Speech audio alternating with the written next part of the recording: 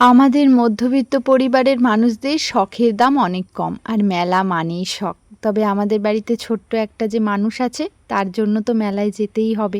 আমরা তো বড় মানুষ, আমরা এই একঘেয়ে জীবনটাকে মেনে নিতে পারলেও সে তো ছোট, সে তো অবুঝ, সেই একঘেয়ে জীবনের বাইরের আনন্দটুকু সবসময় পেতে চায়। আসলেই মেলা মানে কি সে তো জানে না, তবে আমাদের মুখে কোনো এক সময়ে মেলার কথা শুনে সে বারবার বলছে মেলায় যাব, মেলায় যাব। আমাদের প্রত্যেক দিনের হাজার ব্যস্ততার মাঝখানে আজকে তাকে সময় করে নিয়ে এসেছি আরংঘাটা যুগল কিশোর মেলা। মিছরি না আমার মতো অল্পতেই খুশি। চুল বাঁধার জন্য এক প্যাকেট রাবার ব্যান্ড কিনে দিয়েছি, ওটা পেয়ে ও ভীষণ খুশি। সত্যি কথা বলতে আমার না মেলায় আসতে ইচ্ছা করে না। আসলে চারপাশে যা দেখি সবটাই মনে হয় যে খুব প্রয়োজনীয়। বিশেষ করে এখন সংসার সাজানোর জিনিসগুলো এত ভালো লাগে, কিন্তু মেলায় মনে হয় সব জিনিসের দাম বেশি, নাকি আমাদেরই সাধ্যের বাইরে সেটা বুঝে উঠতে পারি না। কেনার সামর্থ্য নেই তাতে কি হয়েছে, এই প্রত্যেকটা স্টলের সামনে দাঁড়িয়ে এই সুন্দর জিনিসগুলোকে দুচোখ ভরে দেখছি, এটাই হচ্ছে মনের আলাদাই শান্তি। আমি বরাবরই ঘর সাজানোর জিনিস ভীষণ ভালোবাসি, তবে যেটা সামর্থ্যের বাইরে সেটা কখনোই আমি কিনতে চাইনি। আমাদের মতন পরিবারে দামি জিনিস কেনা মানেই বিলাসিতা। আমি মনে করি মেলা মানেই জিনিসপত্র কেনাকাটা নয়,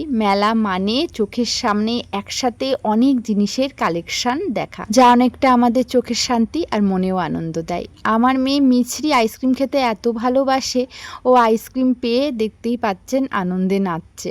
আমাদের মেলা দেখা হয়ে গেল, কিছু কেনাকাটা করি না করি মেলায় এসে যেটুকু আনন্দ পেয়েছি, আর ওই যে রাধা মাধবের দেখা পেয়েছি, ওটাতেই অনেক শান্তি।